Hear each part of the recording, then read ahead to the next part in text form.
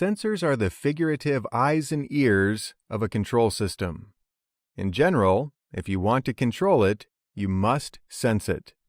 Because the controls engineer is often called on to specify sensors and deal with sensing problems, sooner or later, we will all get more than enough familiarity with them.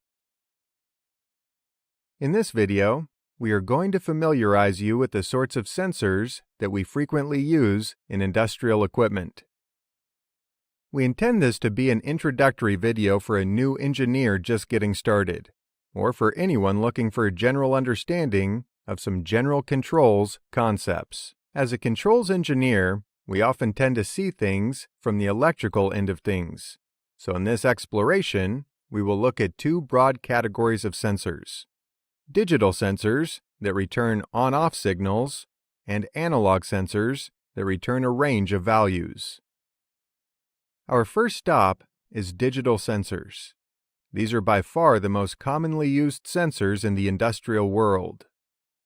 So, what is a digital or binary sensor? In theoretical terms, we're referring to something that returns one or more bits of information per sensor. Initially, they were simple: a contact that touched another contact when something got where it was supposed to stop. In those old machines, this often meant 110 volts exposed for the operator to touch, or passing through the machine frame. Unsafe under any condition, and probably illegal in today's safety-conscious world. Later, these became a switch that flipped when something got to a position. These are referred to as limit switches, and are still in use. We use these sorts of sensors for anything that we divide into two states: on and off, true and false, is and isn't. For example, in position, full, empty, power on, and running. Let's look at a few examples of these kinds of sensors. First, as mentioned before, mechanical switches of various kinds are still around. Limit switches are still used in ugly, dirty environments thanks to their armor-plated construction. One big reason they have become less popular over the years is that they're huge compared to many of the other sensors available.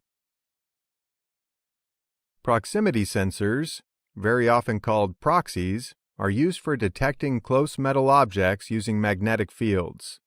In many environments, these have replaced limit switches in position sensing applications. Optical sensors have a much longer range than proximity sensors, but they are susceptible to dirt and other environmental and mechanical issues because they use light for sensing.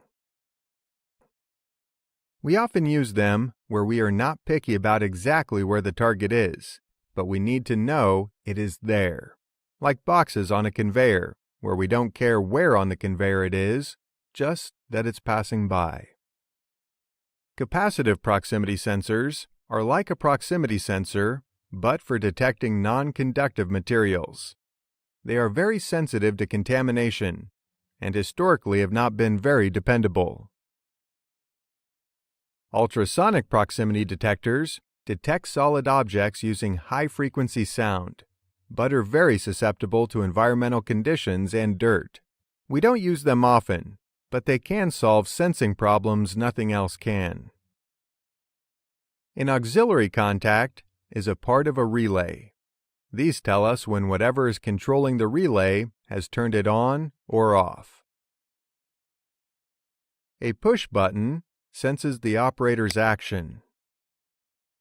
For now, that's all we'll say about digital sensors. Most controls are still designed around on-off signals, so these are the bread and butter of a control engineer's life.